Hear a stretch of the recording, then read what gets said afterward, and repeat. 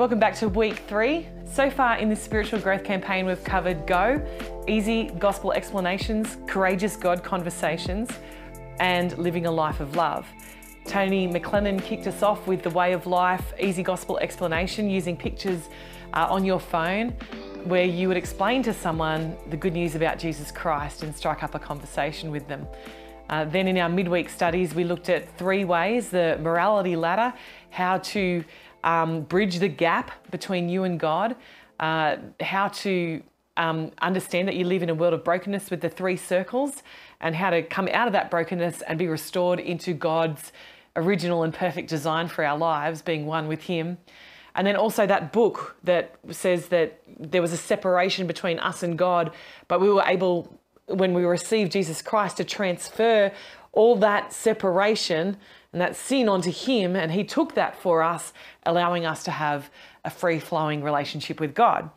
Those were the easy gospel explanations, and maybe you as a group thought of one or determined one yourselves that you found easier to use as you explain the good news about Jesus.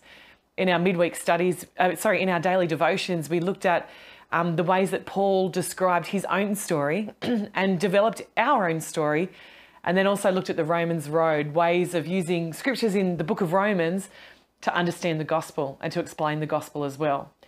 Then in our weekend study, a weekend message rather, we looked at being a conspicuous Christian, how to get away from the subtleties of being a Christian and be overt about our faith and who we are and what we do.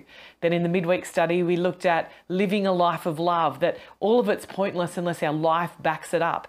And in our daily devotions last week, we looked at people in the Bible who actually lived a life that pointed people to God and caused people to put their faith and trust in God. Hope you got something out of that. This week we shift focus from Go to Gather, and on Vision Sunday we talked about temple and table. And so today we're just going to go a bit deeper in the concept of table and that of hospitality. What do you guys do? Maybe even pause the video right now and chat about it. How do you eat dinner? How did you eat dinner when you were a kid? How did you eat dinner if you had your own kids? And how do you eat dinner now? I know for me, when Mum and Dad first got married, I was 3 years old, and I can't remember anything before that. But my stepdad, the only dad I knew, and my mum, we would sit around the table. I can picture it right now out in the farm. And we would actually, after dinner, we would read the Bible together. Now, a number of years later, that scene was vastly changed. The table was even in a different room in the house. And usually Dad would actually be eating dinner out the back by himself. And us 3 kids and Mum, teenagers by that stage, would be in the lounge room we'd even bought those trays with the foamy bottom part and a tray on top, and eating our dinner in front of the TV. Now, I'm sure that there was a bunch of decisions that led to that, and work and business and whatever else, I'm not sure. But they're 2 very contrasting pictures. I think also about the way that that's kind of a picture of our world. We've really gone more and more individualistic, and we live our lives more and more separately. The table is a place of coming together. And so that is what we're going to look at today. It's what you looked at the weekend, and it's what we're going to look at today, and also in our daily devotions. We really just want to get a hold of this concept, and it might seem sometimes like it's repeating itself, but we want to get a hold of this concept of hospitality. Hospitality is mentioned 4 times in the New Testament, but the biblical narrative of hospitality is right through the Old Testament. It was that kind of culture that was completely hospitable. I'm going to be quoting a guy called Scott Colmode. He's a professor at Fuller Seminary, and he writes in a really challenging way about hospitality. So really, largely, this study is out of his work. It's a Christian practice that dates all the way back to the book of Genesis. In Western world and contemporary Western world, which we're in, it's catering a meal or putting on a party. But as a Christian practice, it's way, way more than that. Hospitality is extending the privilege of community to people who don't have the standing to expect that privilege of community, especially strangers. Selah on that for a second. Just pause and think about that. It is so much more than giving someone a meal. It is extending community to a person, especially a person who doesn't have the standing in society to expect community. Wow, that is just a whole lot more. It's sharing meals, but it's so much more than eating. It's identifying with outsiders and treating them like insiders. Hold up, that's incredible.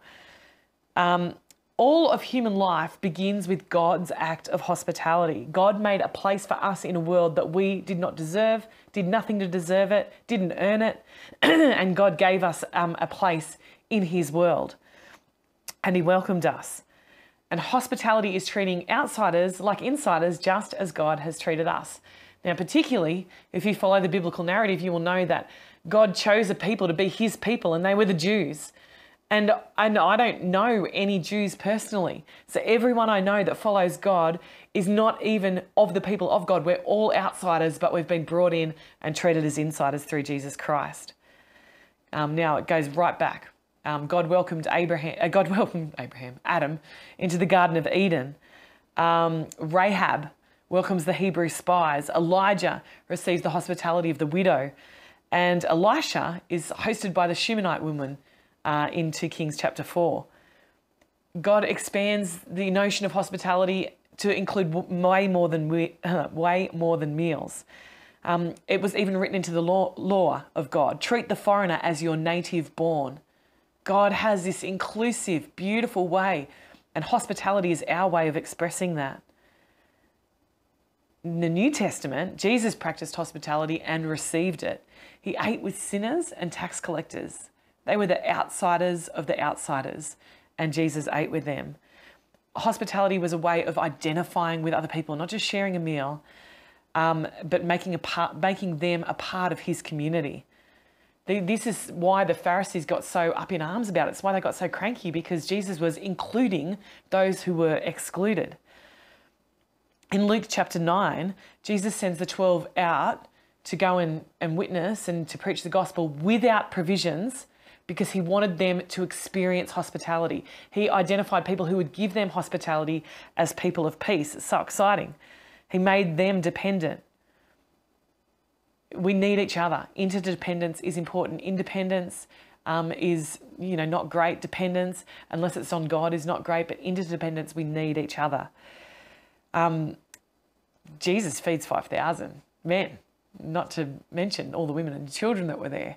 He kept feeding people, and Jesus tells the disciples to feed the strangers. It's really important to him. Jesus wanted those disciples, those inner crowd, to treat that bigger crowd like they were the inner crowd. Jesus is always about inclusivity, and hospitality helps us to be about inclusivity as well. The early church were taught hospitality, and they provided for each other. They met each other's needs, and they ate with each other. They met in the temple, and then they met house to house around the table, temple and table. So how do we practice hospitality today? We've got to be willing to adapt our practice to the practice of the outsider. We've got to be willing to make ourselves uncomfortable to make the outsider feel comfortable. What does that mean? I'm really sorry, guys, but you have to welcome vegans into your house. But really, it's about accommodating other people and accommodating their preferences rather than our own. How crazy is that? We need to treat strangers as part of the community. You owe a stranger the same obligation that you owe your friend. This is just phenomenal. Also, there's this concept of welcoming people that we don't want at our table. This is crazy. We practice hospitality because God practiced hospitality. We were and are bad guests, but God pursues us and looks after us and takes us into his inner crowd. We are the ungrateful guests. So if you have someone filled with ingratitude, you've just had an insight into how God deals with us. We need to include people around our table that we never usually would. That is the practice of hospitality. And this week, every day, we're going to be reading a passage about hospitality and looking at the ramifications for us as the Church of Jesus Christ. We need to gather, not just at the temple, not just at the church building, but also around tables and be the church around tables. You've got the study guide. It's much more in-depth than the outline that I just gave. You can read through that if you like, or you can just go straight to the questions at the end. Have a great discussion time.